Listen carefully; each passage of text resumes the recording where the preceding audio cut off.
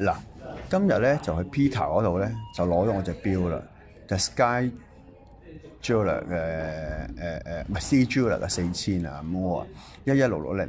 咁呢隻錶大家見到呢隻錶咧，佢特登為我做咗個好特別嘅設計啊！呢個鐵膜嚇咁啊，咁大家都知道啦，其實我哋鐵膜咧通常咧都係為咗保護啦咁但係我真係唔係保護嘅喎。大家知道我玩錶咧不嬲都係花花啦。唔係點解會攞一隻C Jeweler 嚟貼膜咧？咁啊 Peter 同我講佢話其實呢隻錶咧，由於即係罕有啦，全新啦咁但係要做一個叫做全方位性嘅圍邊嘅保護咧，真係好少有嘅。咁點解咧？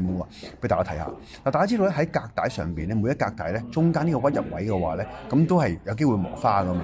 咁坊間一般嘅鐵膜咧，只能夠做到咧就喺呢個面度做鐵膜嘅啫，因為厚度問題啦但係而Peter 為咗我做呢隻錶咧，特登用咗個好特別嘅物料啦，超薄啦。第二樣就係屈埋喺裏邊嘅。嗱，唔好等我講啊，不如等阿 Peter 你講下。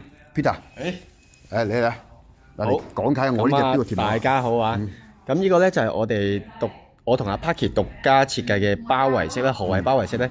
咁我哋每一格嘅錶格咧，咁通常坊間嘅錶膜咧，淨係遮咗表面噶嘛。咁我哋咧呢個係每一格屈去後邊，咁就保護埋呢個屈彎咗個位啦，同埋直接保護埋後邊錶格呢個位置嘅。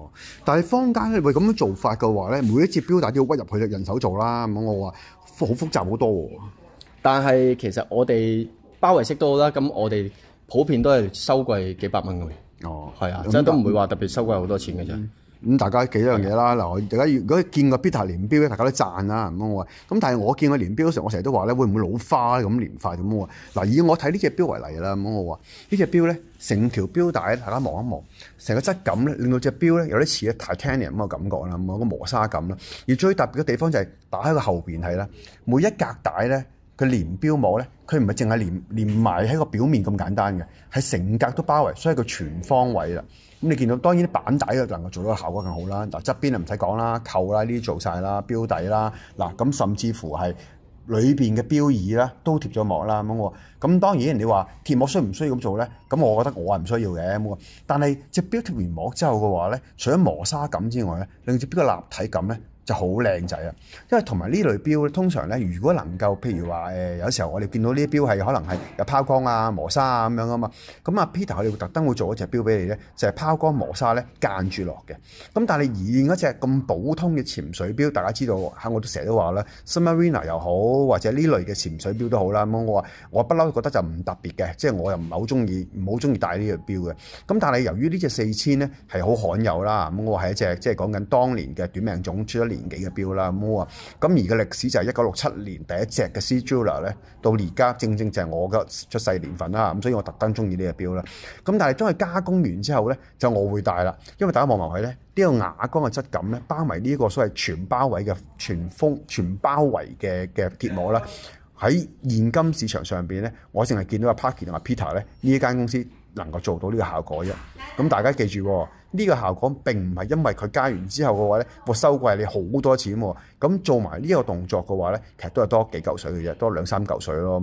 咁如果大家喺隻錶裏邊，我話翻嚟想隻錶更加有立體感同埋保護上面嘅話，更有完美嘅話咧，好似我呢隻錶咁靚嘅話咧，咁就要同阿 Peter 咧單聲咧喺貼膜嘅時候咧，就用呢個全包圍嘅貼膜啦。咁要特登要訂㗎呢個大家要放低嘅，有時候要咁講我話。咁啱啱講緊啦，咁啱寶齡王子就買咗隻3710啦，咁我 prefer 佢咧，佢都要咁貼啦，因為咁極度靚仔啦。嗱，今集咧純粹係分享下咧我對貼膜嘅感覺啦，因為一向以嚟咧我對貼膜咧都係單係睇保護嘅啫，而今次擺喺呢隻 C Jeweler 度咧就唔係貼膜咁簡單啦，就唔係為保護啦，係為咗咩咧？為咗靚咯，型咯，幾型啊！係咪好型咧？咁日後大家會見到我戴呢隻錶噶啦。